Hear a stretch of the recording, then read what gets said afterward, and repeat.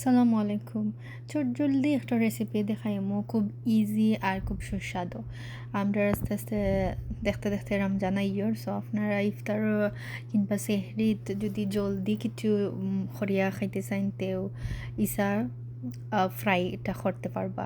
Easily আপনারা বানাইলতে পারবা আর খুব মজারও পেট ভরি ভাত খাওয়া যাইব। সো আমরা এখানে মাঝে গরম তেলে একটু হলুদ দিলেছি, একটু লবণ দিলেছি, দিয়া আমরা ইসা ছোটো ছোটো ইসা, বেশি ছোটো না, মিডিয়াম ছোটো ইসারে আমরা একটু ফ্রাই করে নিমু লাল করিয়া দেখা। ইসা ফ্রাই খেয়ে না ভালো লাগে, সবর ভাল লাগে। বড় ইসা খো, ছোটো ইসা খো, খুবই ভাল লাগে। আর একটা যদি অত সহজে বানানি যায় খুবই মজা হয়। স্পেশালি আমরা করো সবে বালা ফাইন এলা, মানে যখন আপনার ভালো লাগে না কিছু, ইজি খানি সহজে বানাইতে পারবা আপনারা। সো তেলের মাঝে বালা করে বাজতে হইব।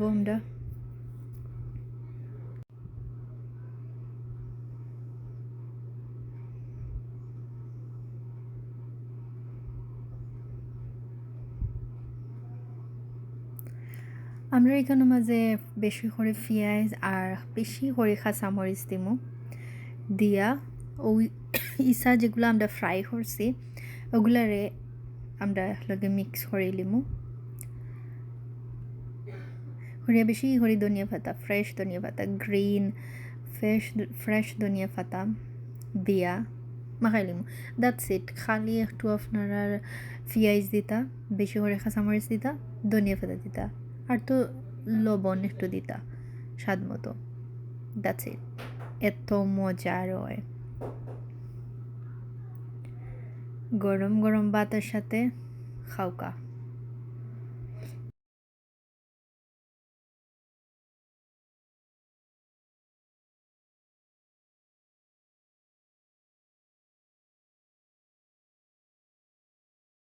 খুব সহজ আর মজাদার খানি। আশা করি আপনার ভালো লাগছে।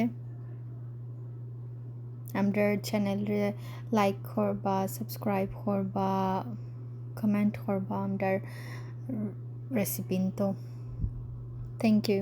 সালামু আলাইকুম।